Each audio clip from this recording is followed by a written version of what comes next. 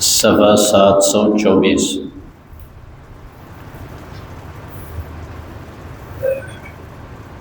سورہ قاف آیت نمبر 12۔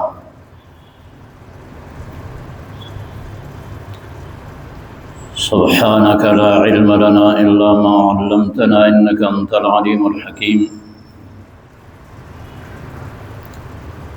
أعوذ بالله من الشيطان الرجيم، بسم الله الرحمن الرحيم۔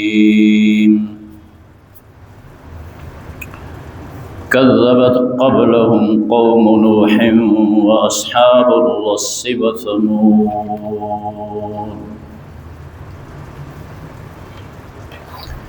وعاد وفرعون وإخوان لوط وأصحاب الأيكة وقوم تبع كل كذب الرسل فحق وعيد أفعينا بالخلق الأول بل هم في لبس من خلق جديد۔ صدق الله وصدق رسوله النبي الكريم، ونحن على ذلك لمن الشاهدين والشاكرين، والحمد لله رب العالمين۔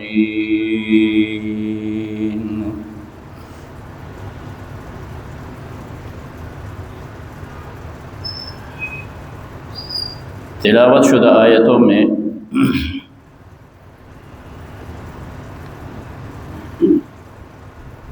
تخویف دنیاوی ہے، گزری ہوئی آیتوں میں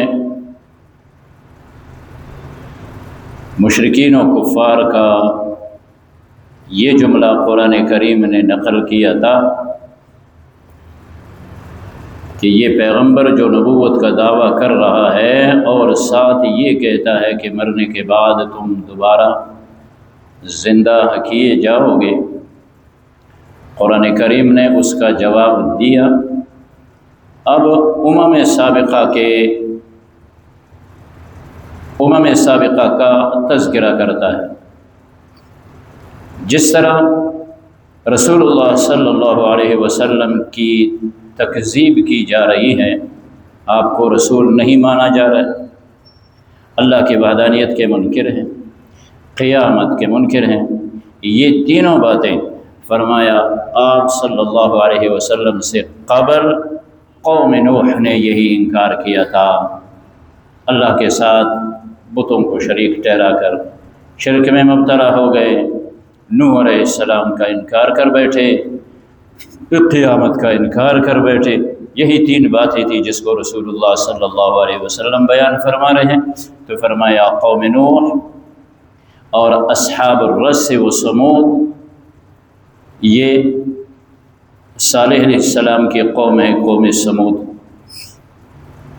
اصحاب الرس یعنی کنویں والے، حضرت صالح علیہ السلام کی قوم،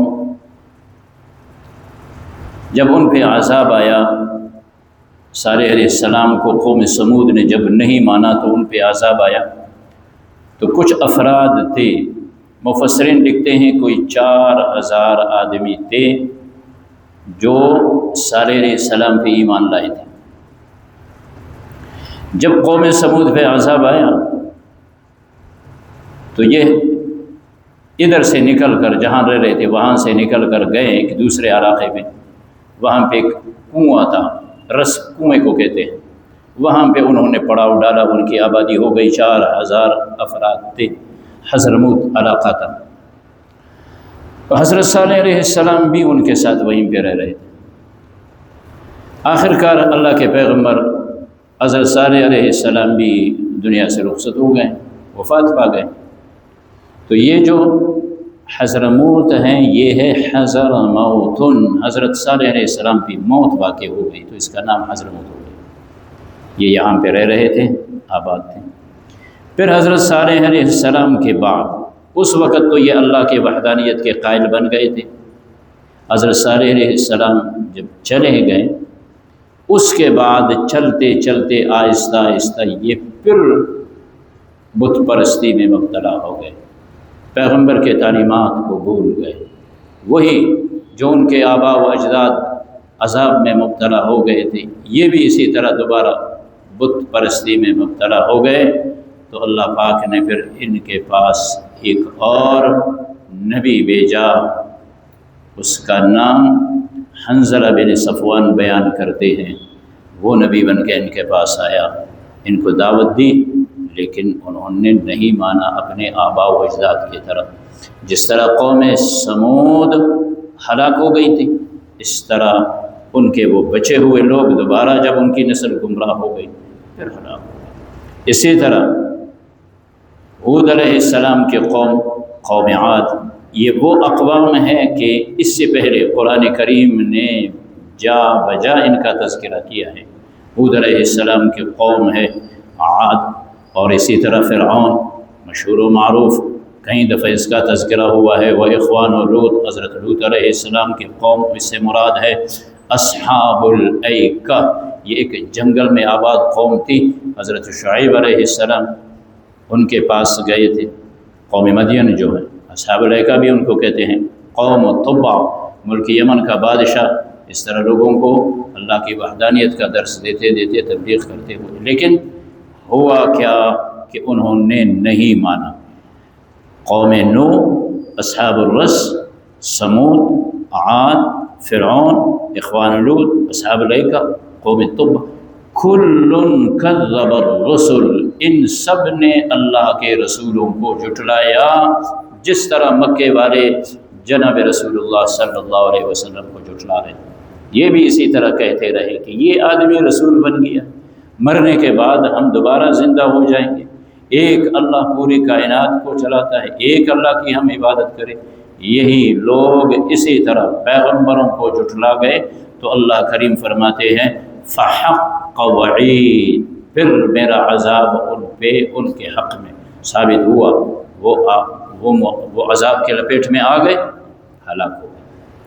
تو کیا اگر ان پیغمبروں کو جھٹلانے والے اللہ کے عذاب کے لپیٹ میں آتے ہیں تو کہا امت محمدیہ، محمد الرسول اللہ صلی اللہ علیہ وسلم کے تکذیب کرنے والوں، تو پھر کیا تم اللہ کے عذاب سے بچو گے؟ پھر تو تم پہ بھی عذاب آئے گا۔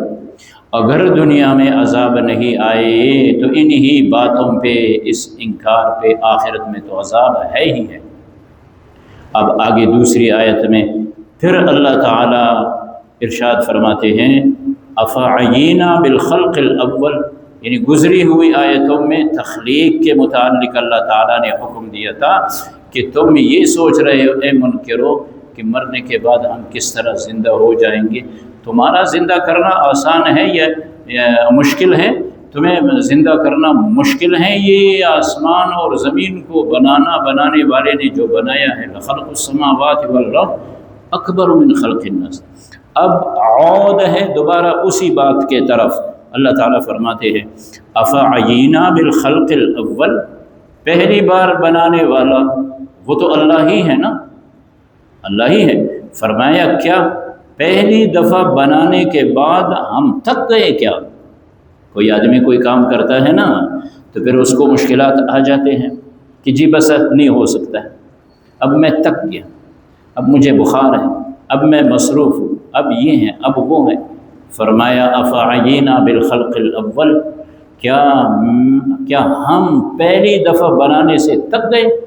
واہ، اللہ تو وہ ذات ہے وہ تھکتا نہیں، اللہ وہ ذات ہے اس پہ تھکاوٹ نہیں آتی، اللہ وہ ذات ہے اس پہ نیند نہیں آتی، اللہ وہ ذات ہے اس پہ اونگ نہیں آتی۔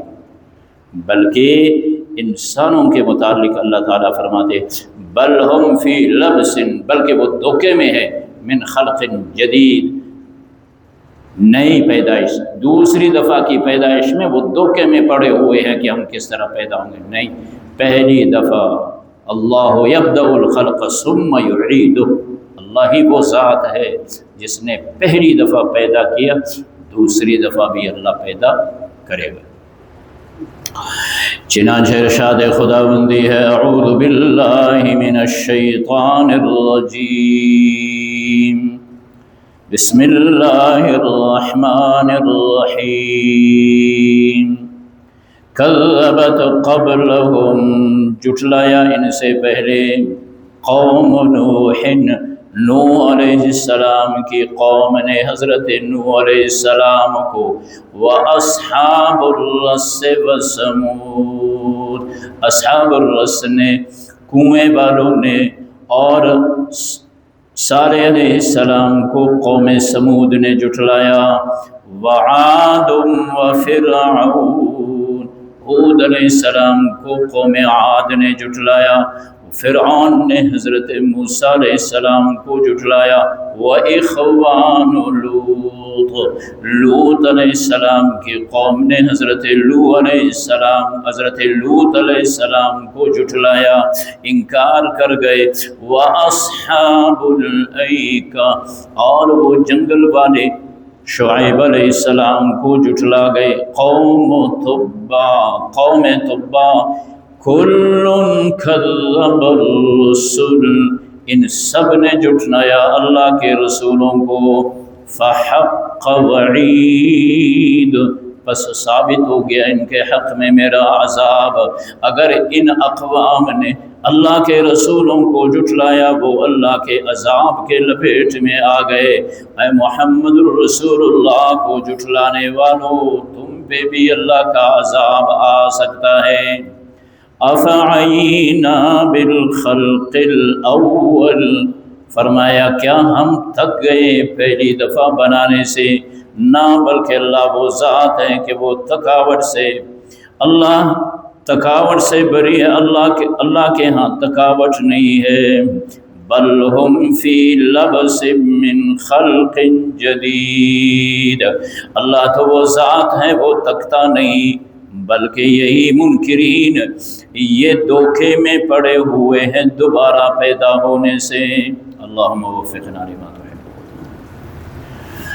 الحمدللہ رب العالمین، والصلاة والسلام علی رسولہ محمد وعلی آلہ واصحابہ واتباعہ اجمعین. اللہم آنس وحشتنا فی قبورنا، اللہم ارحمنا بالقرآن العظیم واجعلہ لنا اماما ونورا وہدا ورحمہ. اللهم ذكرنا منه ما نسينا وعلمنا منه ما جهلنا وارزقنا تلاوته آناء الليل وآناء النهار واجعله لنا حجة يا رب العالمين. ربنا اغفر لنا ولوالدينا ولإخواننا الذين سبقونا بالإيمان ولا تجعل في قلوبنا غلا للذين آمنوا ربنا إنك رؤوف رحيم.